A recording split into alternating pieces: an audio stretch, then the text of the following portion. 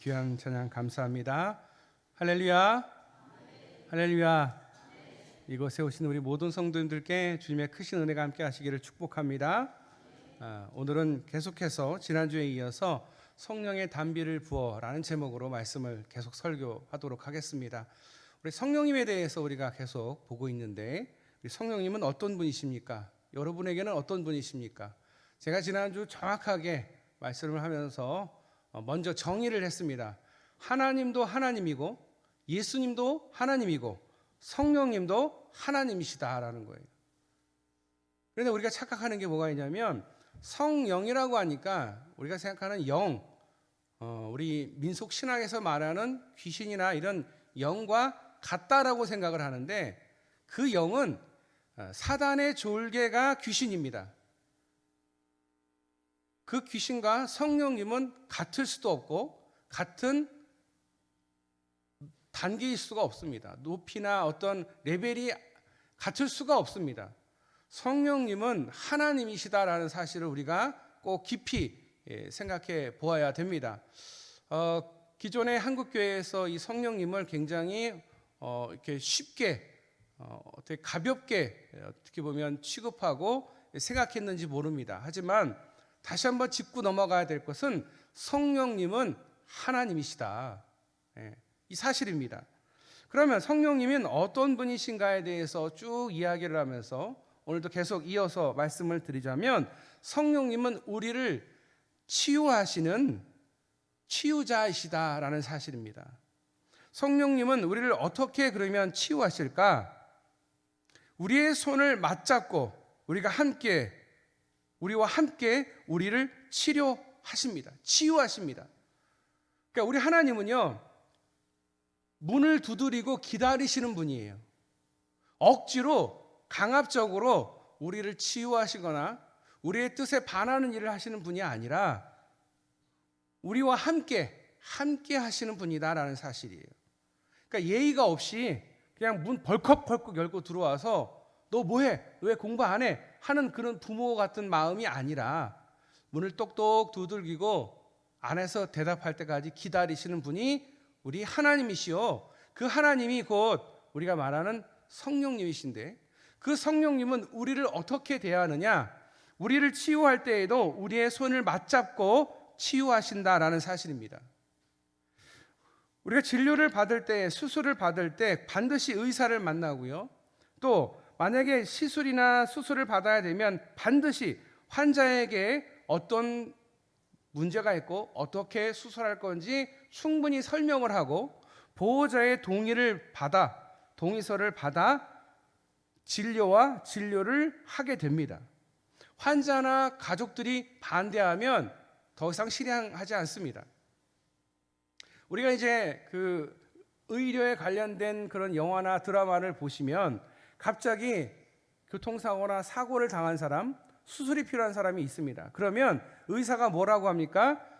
레지던트나 아니면 어떤 아랫사람들이든지 어쨌든 주변 자기가 이제 오도를 줄 수 있는 사람에게 뭐라고 하냐면, 환자 동의서 받아와, 그렇게 얘기를 합니다. 환자의 동의가 없으면 결코 수술이나 시술을 하지 않습니다. 성령님도 우리를 치유하실 때에 억지로 강제로 하시는 게 아니라 우리의 손을 붙잡고 하신다라는 거예요. 성령의 치유함에 그러면 우리는 동참할 준비가 되어 있어야 됩니다. 손을 맞잡을 준비가 되고, 그렇게 손을 맞잡을 때 하나님께서, 성령님께서 우리를 고쳐주신다. 성령님께서 우리의 편이 되어서 우리의 손을 잡아주실 때 우리도 손을 붙잡고 힘있게 성령님의 역사에 동참해야 한다라는 사실입니다. 그러면 우리가 어떻게 동참을 하느냐? 우리는 자신의 문제에 그 사실이 있다라는 것을 성령님께 그대로 보여줘야 됩니다. 우리의 기도는 미사오구가 필요하고 머리를 쓰고 뭔가를 얻어내려고 하는 의도를 가지고 하는 기도는 기도일 수가 없습니다. 기도는 나의 모든 것을 다 하나님 앞에 보여드리는 겁니다. 낱낱이 보고하는 겁니다. 내 마음의 상태, 내 속사람의 문제, 내 영적인 문제에 대해서 우리 성령님께 다 맡기면 성령님이 너무도 우리의 모든 것을 잘 알고 계시기 때문에, 속속들이 알고 계시기 때문에 그 문제를 해결해 주신다라는 것입니다. 정직한 마음으로 하나님의 은혜를 힘입어 자신의 경험과 대면해야 됩니다. 깊이 숨겨져 있는 내면의 상처를 드러내야 됩니다. 환자가 의사 앞에 자기가 치료받고 싶으면 어떻게 해야 됩니까? 먼저 환부를 드러내서 보여줘야 돼요. 선생님, 저는 부끄러워서 보여드릴 수가 없어요. 감추고 있으면 선생님이 고쳐줄 수가 없어요. 우리가 우리의 문제와 우리 내면의 상처를 하나님 앞에 다 시시콜콜 다 이야기해야 된다는 거예요. 여기서부터 치유가 시작이 됩니다. 다친 부위에 약을 바르고 꼬매는 것부터가 치유하는 것이 시작이 아니라 환부를 환자가 의사에게 보여주는 것부터가 시작이다라는 것입니다. 어떤 문제이든지 자신에게도 책임이 있다라는 것을 인정해야 됩니다. 이 문제는 어쨌든 내가 가지고 온 문제고 나로부터 온 문제라는 사실을 인정해야 돼요. 인생은 마치 배틀과 같습니다. 유전적인 요소, 환경적인 요소, 어렸을 때부터의 경험, 부모님께로부터 받은 그 영향, 아니면 선생님으로부터 받은 영향, 친구로부터 받은 영향, 그것이 인생의 모든 그 장애물이, 이 모든 게 배틀의 시줄입니다. 여기에 모든 것에 대한 나의 반응, 선생님이 하신 말씀에 대한 나의 반응, 친구가 나에게 해준 조언이나 이야기에 대한 반응, 환경에 대한 내가 어떻게 반응하느냐가 날줄이 됩니다. 시줄과 날줄이 계속 반복해서 연결이 되는 겁니다. 여기에 날줄, 나의 반응이다라는 것입니다. 아무리 외부로부터 어떤 영향을 받는다 하더라도 결국은 그 문제나 그거에 대해서 어떻게 내가 반응했느냐가 중요합니다. 그 결과에 따라서 바뀝니다. 예를 들어서 알코올 중독자의 자녀가 있습니다. 알코올 중독자의 자녀가 알코올 중독자가 됐어요. 그러면 사람들이 얘기하겠죠. 유전적인 요소인가? 아니면 부모를 보고 닮은 것인가? 여러 가지 이유가 있겠죠. 그런데 그것을 보고 멋있다. 그것을 선택한 것은 본인이다라는 거예요. 나는 아빠가 그렇게 술 먹고 행패 부리고 주정하는 걸 보면서 내가 다시는 나는 술 먹지 말아야지. 나는 안 먹을 거야. 그렇게 결정하고 선택하는 것도 본인이고요. 멋있네. 저 스트레스는 저렇게 푸는 거야. 즐거운 마음으로 술을 먹는 것도 본인이 선택하는 거라는 거죠. 내 아버지가 알코올 중독자에서 나도 알코올 중독자가 됐다라고 말할 수는 없는 거예요. 그 모든 영향을 내가 어떻게 반응하느냐, 결국 그 책임은 나에게 달려있는 거예요. 내가 어떻게 반응하느냐. 내 부모님의 신앙이 있는데 신앙이 참 좋아. 우리 부모님 신앙이 참 좋아. 내가 그 부모님 신앙을 닮아야지. 그 닮아가는 거 본인이 선택하는 거고요. 아무리 부모님의 신앙이 좋아도 내가 우리 부모님 신앙은 사실은 가면 쓰고 거짓이야. 사람들 앞에서는 막 은혜스러운 것처럼 말하지만 실제로 집에 와서는 막 욕을 하고 사람들과 싸우고 다투고 거짓을 행하는 것을 보면서 자녀들이 신앙이라는 게 저런 건가? 그런 신앙은 안 믿을 거야. 결국 선택은 본인이 하는 거예요. 그게 어떻든지 간에 그걸 누구의 탓을 돌릴 수 있는 게 아니에요. 보통은 남 탓을 돌리는 경우가 참 많습니다. 그래서 남을 비판하고 자신의 그 문제를, 책임을 부인합니다. 그것은 치유의 걸림돌이 되는 거예요.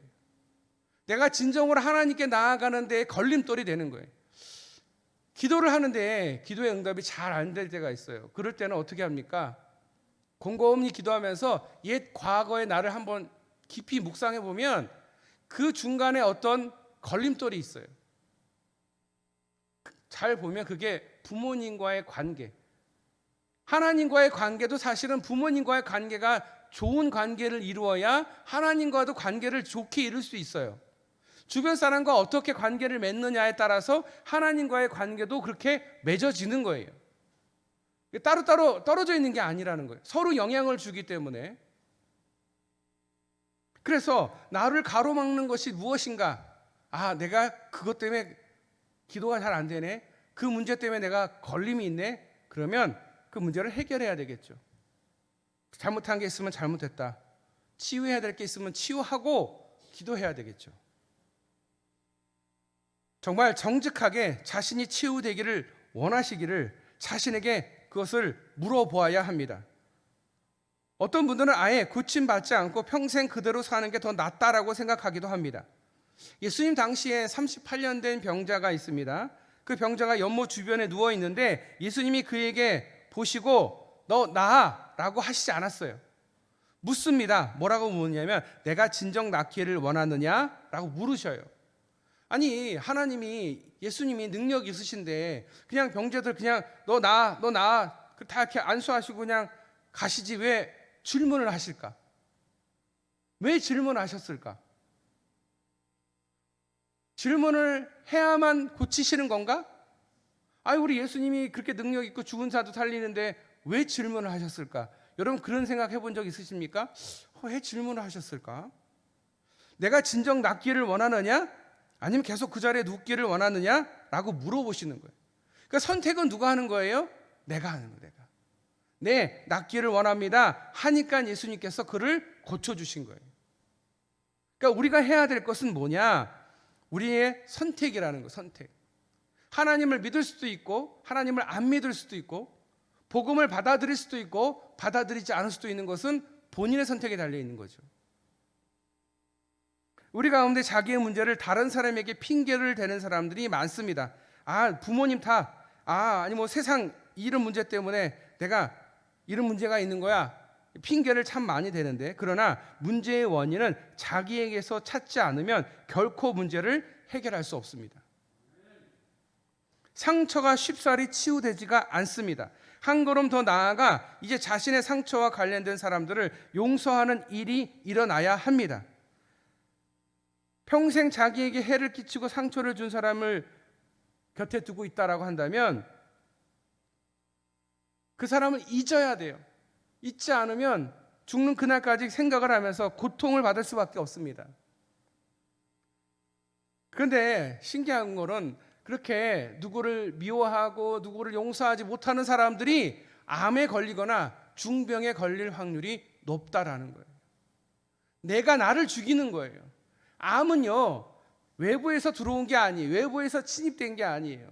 내 안에서 내 한 조직이 미친 거예요. 그래서 남들이 똑같이 동일하게 나누어서 가져야 될 에너지를 혼자서 먹다 보니, 혼자서 빨아들이다 보니 처음에는 작았던 것이 점점 커지는 거예요.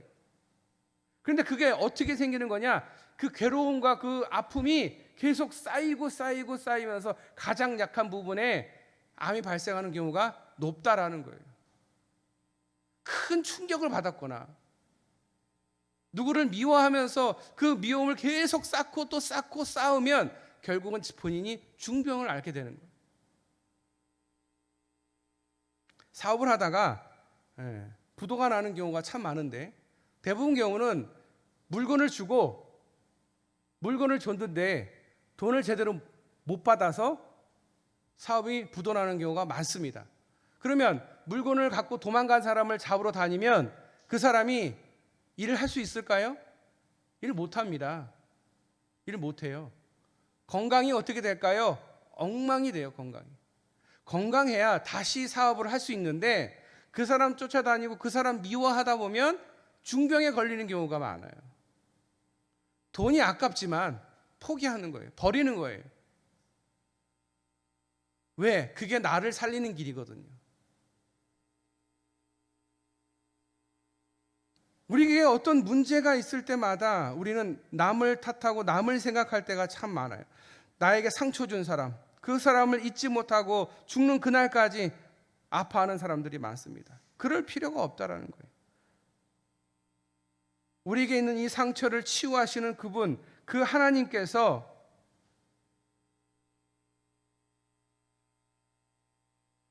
용서하라고 하셔요. 왜? 그게 너가 사는 길이니까. 네, 하나님, 제가 용서하겠습니다. 근데 그게 참 용서가 잘 안 돼요. 쉽지 않아요. 그러나 나를 위해서. 나는 절대로 너를 용서할 수 없어. 그것은 곧 나를 죽이는 일이거든. 주는 나의 피난처라는 책을 쓴 저자가 이 네덜란드인인 이 코리 텐 붐 여사인데요. 이분이 이런 얘기를 했대요. 하나님께서 우리의 죄를 바다 깊은 곳에 던지시고 강둑에다가 낙서 금지가 아니고 낚시 금지라고 써서 팻말을 딱 꽂아 놓으신다라는 거예요. 하나님이 용서해 주시고 하나님이 잃어버리게 하는 것을 다시 물밑으로 가서 끄집어낼 필요가 없으며 우리가 그럴 권리도 없다라고 말씀하십니다. 무엇보다도 성령님 앞에서 나의 상처와 나의 문제가 무엇인지, 또한 그것을 위해서 어떻게 기도해야 될지 우리 성령님께 간구해야 됩니다. 우리의 상처를 성령님 앞에 내려놓고, 성령님, 제가 이렇게 어려움이 있습니다. 이걸 풀어놓아야 됩니다. 그래야 우리가 치유함을 받습니다. 우리는 때로 우리가 무엇을 구해야 할지 모를 때도 있습니다. 너무 기가 차고 너무 황당하고 너무 무서웠거나 너무 두려워서 기도가 안 나올 때도 있어요. 그럴 때 굳이 말하지 않아도 된다라는 거예요. 그냥 하나님을 인정하고 성령님께 은혜를 구하면 성령님께서 우리를 도우신다라는 거예요. 상처의 원인, 상처가 무엇이 필요하고 어떻게 고쳐야 되는지 누가 더 잘 아시느냐? 나보다도 하나님이, 나보다도 성령님이 더 잘 아신다라는 거예요. 그래서 그 성령님을 믿는 거예요. 성령님이 치유하실 것이다. 성령님이 갚아주실 것이다.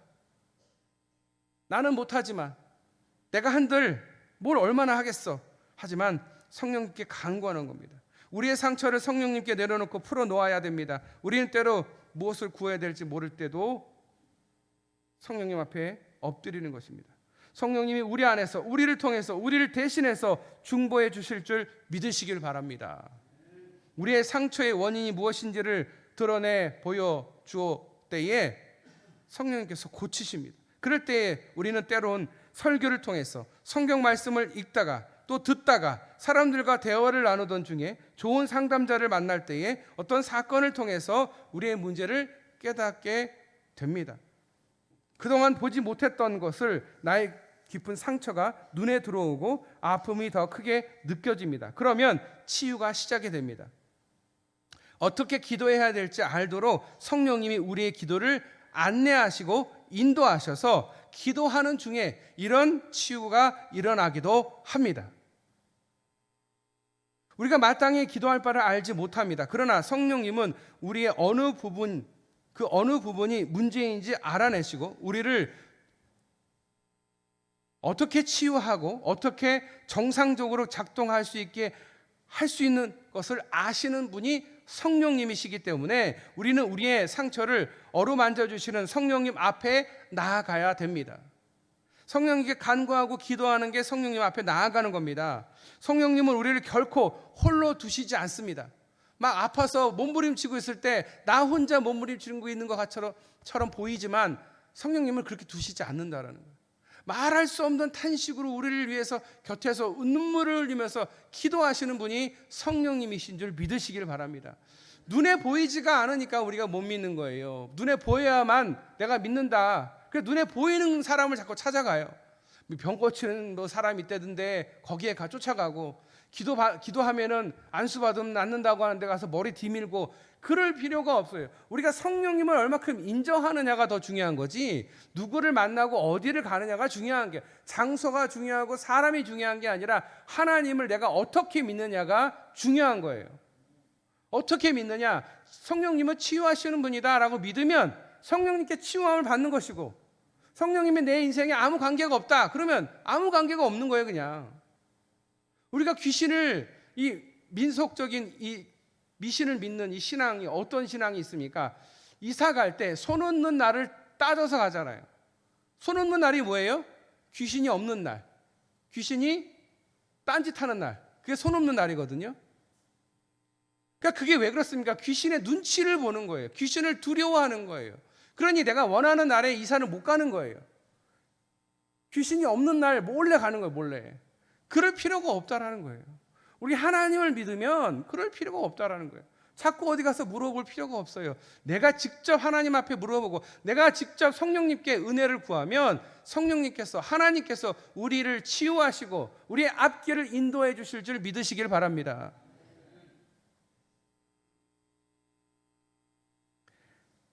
너무 신비주의에 갇혀서 아니면 그 신비주의만 쫓아다니면 성령님을 알 수가 없어요. 만날 수가 없어요. 내가 어떻게 인정하느냐, 어떻게 보느냐.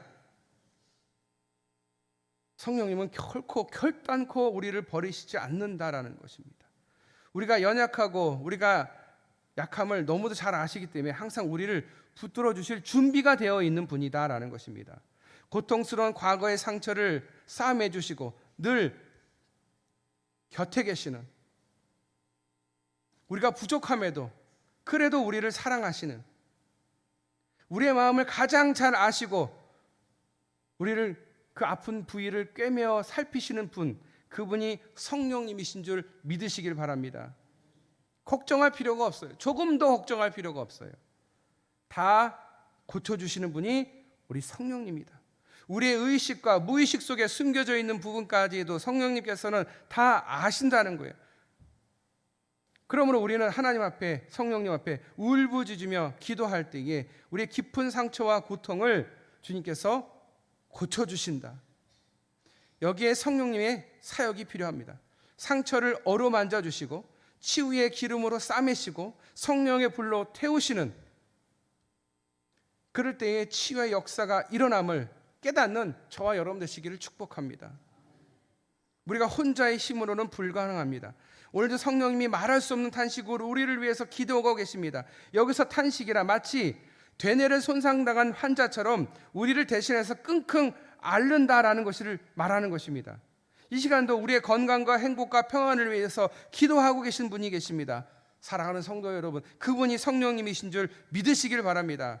그분을 철저하게 믿고 의지하실 수 있기를 축복합니다. 우리는 모두 다 환자입니다. 아, 저 사람 왜 저럴까? 왜 장로님 왜 저렇게 말씀하시지? 왜 집사님 저런 행동을 하실까? 다 환자이기 때문에 그런 거예요. 저 사람도 환자, 나도 환자, 우리 모두 다 환자예요. 누구 앞에? 성령님 앞에 환자예요. 신체적인 환자뿐만 아니라 심리적으로, 정서적으로, 영적으로 환자입니다. 환자는 절대로 의사를 신뢰해야 됩니다. 그래야 고침을 받을 수가 있습니다. 어떤 환자들은 의사를 믿지 못하고 이 병원 저 병원 쇼핑을 다닙니다. 그러나 성령님은 절대 오진하시거나 실수하시는 분이 아니십니다. 왜? 하나님이시기 때문에 그렇습니다. 하나님이시기 때문에, 더구나 실력 있는 의사요 상담자이시기 때문에 그렇습니다. 걱정하지 마시고 날마다 재생시키는 은혜, 우리에게 베풀어 주시는 그 은혜의 성령님께서 우리와 함께 하심을 믿으시길 바랍니다. 상한 감정, 그 상한 감정의 멍과 생채기까지, 심지어 종양까지도 완벽하게 고쳐내 주시는 그 분, 마침내 우리가 알거니와 하나님을 사랑하는 자 곧 그의 뜻대로 부르심을 입은 자들에게는 모든 것이 합력하여 선을 이루느니라. 아멘. 이렇게 말씀하십니다. 우리의 상처와 고통도 합력하여 하나님의 선을 이루시고 우리의 행복으로, 우리를 행복으로 이끄시는 분이시다. 상처를 치유하는 성령님이 우리를 치유하시고 고쳐주신다라는 것을 날마다 믿고 기대하시는 저와 여러분 되시기를 주님의 이름으로 축원합니다. 기도하겠습니다. 하나님 감사합니다. 오늘도 주님의 은혜 가운데 주의 전에 나와서 함께 기도하며 함께 찬양하며 함께 주님 앞에 예배드리게 하시니 감사드립니다. 우리 살아계신 하나님이 나의 삶에 항상 함께 하시고 내 아픈 상처와 내 마음을 위로하시고 항상 내 곁에 나를 도우시는 그 성령님의 은혜를 더욱 갈구하며 그 성령님을 믿고 의지하는 우리 모든 성도님들 다 되게 하여 주시옵소서. 우리 성령님께서 나를 어떻게 고치실까, 우리를 어떻게 치유하실까 날마다 기대하는 우리 모든 성도님들 다 되게 하여 주시옵소서. 오늘도 우리를 사랑하시고 우리를 구원하신 예수님의 이름으로 기도드리옵나이다. 아멘.